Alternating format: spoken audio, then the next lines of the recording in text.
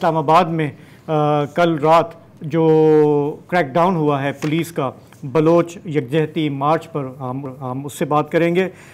इस क्रैकडाउन में लाठी चली, पानी की तोपें चलीं, 200 से ज़ायद औरतों, बच्चों और दीगर शुरका को डिटेन किया गया।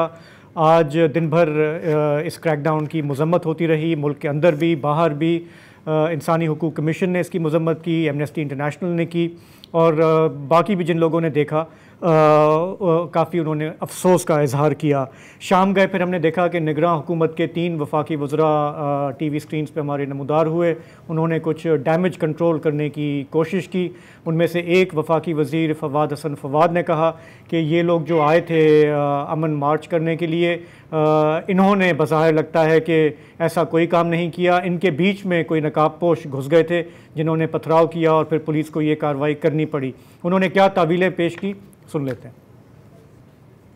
पुलिस और इंटेलिजेंस एजेंसीज के पास बहुत वाज़े और बहुत क्रेडिबल एविडेंस ये थी कि अगर किसी मेन स्ट्रीट या किसी मेन शाहराह पे ज़्यादा देर के लिए लोग इकट्ठे रहे तो उस सिचुएशन को एक्सप्लॉइट किया जाएगा और उसमें कोई ऐसा सानेहा हो सकता है जो शायद पाकिस्तान के लिए एक रियासत की हैसियत से मुनासिब ना होता। पथराव का सिलसिला उन लोगों ने किया जो उन बलूचिस्तान से आने वाले मुजाहिरीन में शामिल नहीं थे और यहाँ से अपने चेहरों को ढांप के पहले से आके शामिल हुए थे।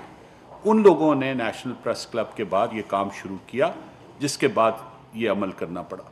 कुछ लोग जो मुकामी थे और जिन्होंने आने से पहले अपने चेहरे जो हैं वो ढांपे हुए थे, जो इस बात की इंडिकेशन थे कि वो चाहते हैं कि जब वो कोई ऐसी हरकत करें तो उनकी शनाख्त ना हो सके, वो ढांपे हुए चेहरों के साथ आए और जो भी फिर उसके बाद वहाँ पे उन्होंने पथराव किया और दूसरी चीज़ें की। तो इस मार्च की जो कन्वीनर थी डॉक्टर महारंग बलोच, उनके जो स्टेटमेंट सोशल मीडिया पे सामने आए हैं, तो उन्होंने कहा कि हम तो तुर्बत से चले थे, इस सर्दी के मौसम में यहाँ आए थे इंसाफ मांगने। हमारे साथ जो तशद्दुद हुआ है, जो सलूक हुआ है, अब हमारे इदारों पर कोई भरोसा नहीं रहा। इस्लामाबाद से हमारी कोई तवक्कुआत नहीं है। और उनके लोग ये कह रहे हैं कि ये बात ठीक है कि आज शाम गए बेशतर लोगों को रिहा कर दिया गया है, लेकिन अभी भी कई औरतें जो हैं उनके वेयर अबाउट्स का पता नहीं, इंक्लूडिंग डॉक्टर महारंग बलोच। तो ये मामला आज इस्लामाबाद हाई कोर्ट में भी उठा। क्या होता रहा दिन भर, हमें बताने के लिए इस्लामाबाद से हमारे रिपोर्टर हैं शकील करार, वो इस वक्त ज्वाइन कर रहे हैं। शकील, बताइएगा कि ताज़ा अपडेट क्या है? प्रेस कॉन्फ्रेंस तो हमने देख ली वज़रा की, उसके बाद आईजी भी हरकत में हैं, कुछ मामला अभी तक क्लियर नहीं हैं। हमें ज़रा अपडेट करें कि सिचुएशन कहाँ तक पहुँची है। Thank you very much. मैं ये समझता हूँ कि जो ये बयान दिया जा रहा है कि नकाब पोस्टें, तो ये जो लफ्ज़ है ये सियासी लफ्ज़ है और ये निकला है इस्लामाबाद पुलिस की तरफ से, जिन्होंने प्रेस जारी की और उसमें कहा कि इस मुजाहरे में कुछ नकाब पोश हैं जिनकी हरकत जो है वो काफ़ी मशकूक है। ठीक है, अब नकाब पोश क्या होता है?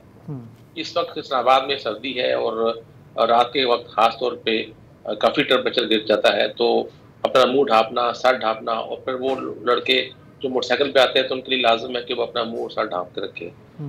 और उसके अलावा उनको था अंदाज़ा कि इस्लामाबाद पुलिस आंसू गैस का इस्तेमाल करेगी, तो उसको बचाने के लिए अगर आप मुंह ढांप लिया है तो उनको आप नाम दे दें नकाब पोश का, तो इसका मतलब है कि आपका प्लान कुछ पहले से तय था। क्योंकि ऑपरेशन शुरू हुआ है रात को तकरीबन 1:30 बजे के करीब, उस वक्त कोई मीडिया वहाँ पर मौजूद नहीं था। जो फुटेज सामने आ रही है वो उस मुजाहरे में शामिल अफराद ने खुद से बनाई है और मीडिया को, सोशल मीडिया पे इन्होंने डिस्ट्रीब्यूट की हैं, लोगों को भिजवाई हैं। तो पुलिस के अलावा वहाँ पर कोई मौजूद नहीं था। जिस तरह बेदर्दी से एक काम चलता रहा और सुबह तक चलता रहा और गिरफ्तारियाँ हुई, फिर हाई कोर्ट में मामला गया, वहाँ आईजी इस्लामाबाद में पेश होकर वही अपना जो उनका पॉलिटिकल स्टैंड था कि नकाब पोश थे, बहाना 26 नंबर की जो इस्लामाबाद का एक मसाफाती एरिया है, वहाँ पर क्या हुआ? अगर आप सच बोल रहे हैं तो मैं फिर कहूँगा कि ये जो सेफ्टी फुटेज है वो सामने ले आए, कि उसमें अगर आप एडिट ना करें और असल वीडियो सामने ले आए तो मालूम हो जाएगा कि पथराव किसने शुरू किया, लाठीचार्ज किसने शुरू किया और क्या सूरत हाल थी। और वो लोग जब ये वाटर कैनन इस्तेमाल कर रहे थे, पानी उनके ऊपर बरसा रहे थे, तो उस वक्त ये लोग कहाँ पर मौजूद थे? ठीक है हम्म। ना? कुछ लोग 200-250 लोग हैं प्रेस क्लब के सामने बैठे थे और कुछ इस तरह 200-250 लोग जो है या 500 लोग होंगे, वो 26 नंबर चौकी बैठे थे। दोनों का फासला बहुत ज़्यादा फासला है, तो आधे घंटे का फासला होगा वहाँ तक पहुँचने का। तो इस दौरान में एकदम एक ही जगह पे तुरंत जगह पे चली शुरू हो गई कि ये पुलिस पर पथराव किया गया, 3 अफराद शकील जख्मी शकील हुए। भाई, मैं आपकी बात से क्या ये मतलब निकालूं जो हम सुनते हैं कि ये जो ना मालूम है हमें मालूम है, ये क्या वही उसी तरफ ये आप इशारा कर रहे हैं या कुछ और कह रहे हैं? देखिए, ये तो ओपन मामला है ना, इसमें ओपन तो मामला है। नामालूम वाली बात ही तो ठीक। नहीं है। ये तो वर्दी वाले हैं, इस्लामाबाद पुलिस के लोग हैं।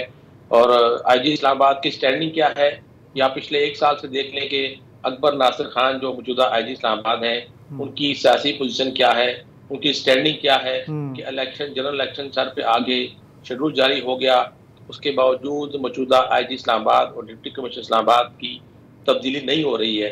तो क्यों नहीं हो रही है? उनसे कौन-कौन से काम लिए गए हैं और कौन से काम लिए जा रहे हैं? तो ये चीज़ें किसी और तरफ इशारा करती हैं।